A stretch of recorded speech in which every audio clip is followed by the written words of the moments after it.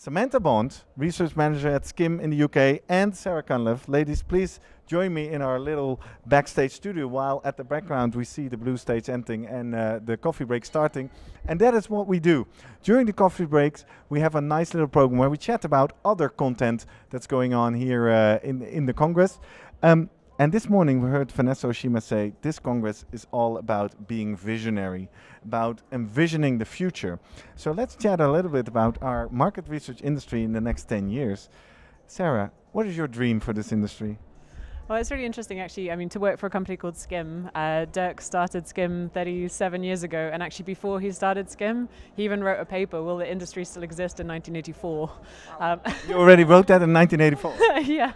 So what was his analysis back then? He did agree the industry would still exist, and we actually agree that the industry will still exist 10 years from now, but it will look different. It's going to look very different. And so what Dirk challenged us is to think about what our personal goals and dream scenarios would be.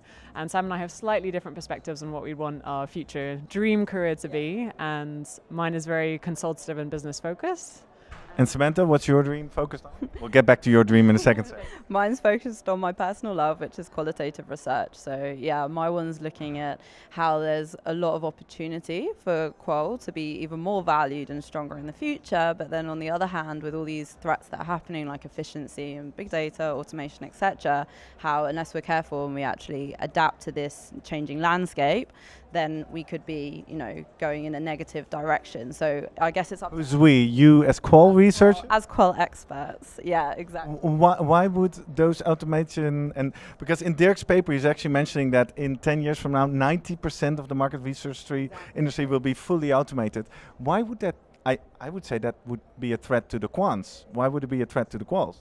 I think because we're already seeing it now that there's so much pressure to make decisions faster and with money, time, etc. And I think naturally qualitative research kind of jars with that. But then like you say, because there's so many numbers, there is the potential there can also be much more demand for Qual. So I think if we get it right and we play it right and we make these changes and start embracing things like automation as well, then we could actually be in a really strong position. But I think we need to be thinking about where we want to get to and what's necessary to make those steps so that we are in a position where we can really help to bring out who the people are behind all these numbers. And what's the first step the quals need to make?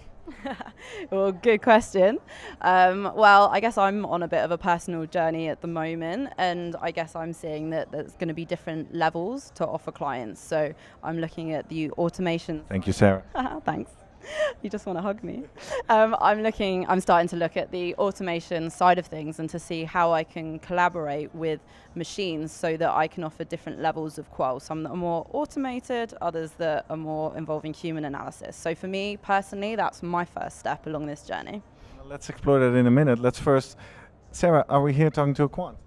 You are. We just have our Qual Quant here at the table. So your job is probably going to be gone because 90% of the market research industry is automated in 2027.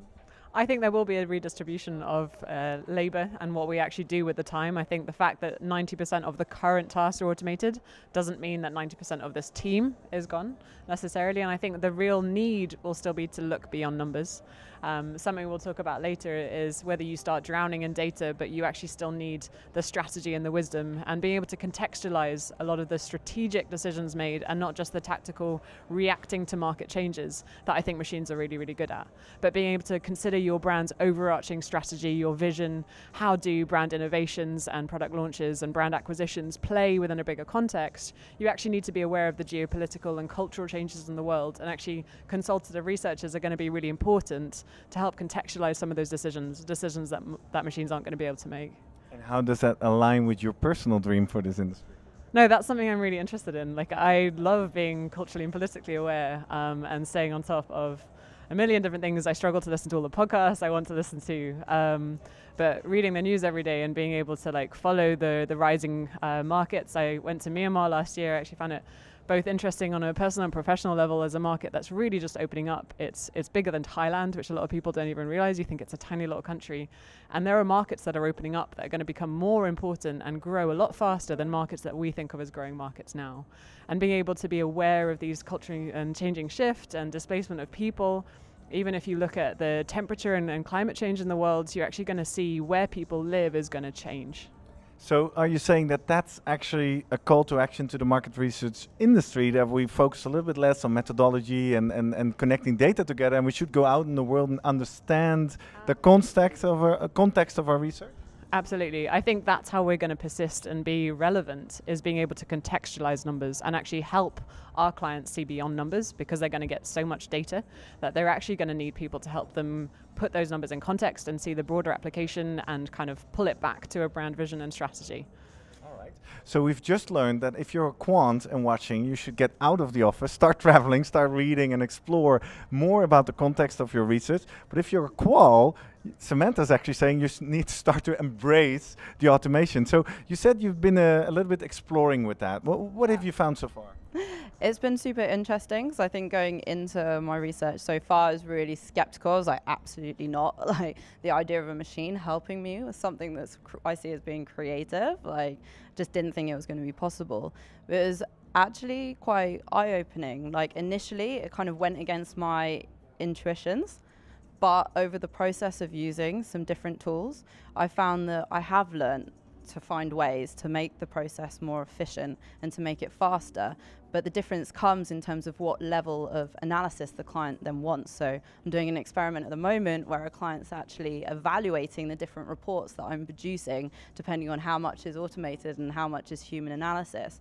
Because part of Dirk's vision of the future is that we're going to have these 4 quadrants. So depending on the level of consumer behavior and depending on the longevity of the client business problem will depend on how we're approaching the challenge in front of us. So that's why I want to make sure that qualitatively I'm covering those different bases.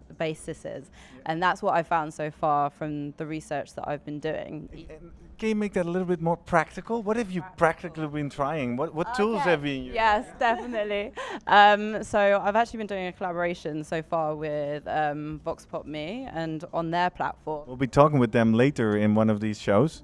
Yeah, and using their platform, they've got a range of tools at the moment, from automated transcription to object analysis to thematic theme analysis, sentiment driven by IBM Watson. So there's a number of different layers to this. And what I found so far is that no one provides all the answers that you're looking for. It's if you learn how to use them and to bring them all together, that's when you can actually get value from it.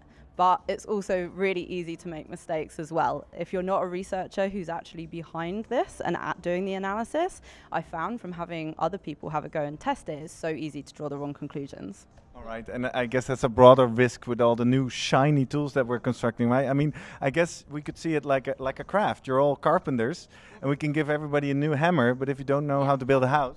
For sure, that's definitely the case. That's your first finding. And would you then say to our qualitative audience watching right now, go try all the tools?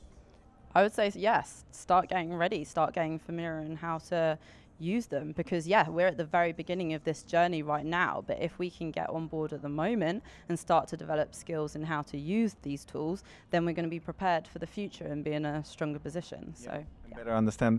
Now Sarah, I've been playing here the Qual-Quant divide a bit. In 10 years time, do you think you think in 2027, are we still, is this divide still this strong, or what's going to happen between the qual and the quants? I think even right now they're very essential to work together. So that was the slight hard thing when Dirk first told us to cast our dreams forward, is actually drawing this delineation that we don't see. So we had to really come up with different dreams, but those different roles don't exist without the other. The ability to contextualize doesn't exist without some raw data of what people think and feel in the first place. In order to have data, to need to contextualize it, and that data isn't just hard numbers from machine-sensitive algorithms. It's actually just being able to say, okay, this is what we're seeing in the data. This is what we're seeing when we chat to people, when we're doing focus groups and ethnographies, and how do we contextualize that? So I think my role and Sam's role is going to work really closely together. So it's a good thing I like her. Nice. Well, thanks. So thanks for sharing your dreams so far. By the way, have you lined up any colleagues back at the SKIM offices you need to or want to say hi to? Is Dirk watching? No, Dirk's, we're about to go on stage. So I don't know if he's watching right now, but I work in the SKIM London office. So London, are you there? Tweet it out, #SMRTV. Let's see, I just saw a tweet coming in. See if it's from the SKIM team. No, it's not. It's something in Finnish. Juha Aalto. I don't read Finnish. Sorry, you gotta explain that in English, please. And for you, is your team back home? I live in Holland now, so my team, we've got so many skimmers here. They're all here. Actually, they're all here, but definitely I'll do a plug. We're on the stage 3 at 11:20. So yeah, definitely come and join us and watch our presentation. All right, nice. Well, the thing is that is not broadcasted today. That's why we brought you guys in here to actually bring those insights in. But if you want to see the recording of their talk together with Dirk Huisman, make sure you register as an SMR member if you haven't done so, and the recordings will be made available to you all on all stages. Well, ladies, thank you very much. Thank you for being here right before you need to go on stage, and good luck with your presentation. Thank you very much. Thank you. Yeah, Right. enjoy this one. Yeah.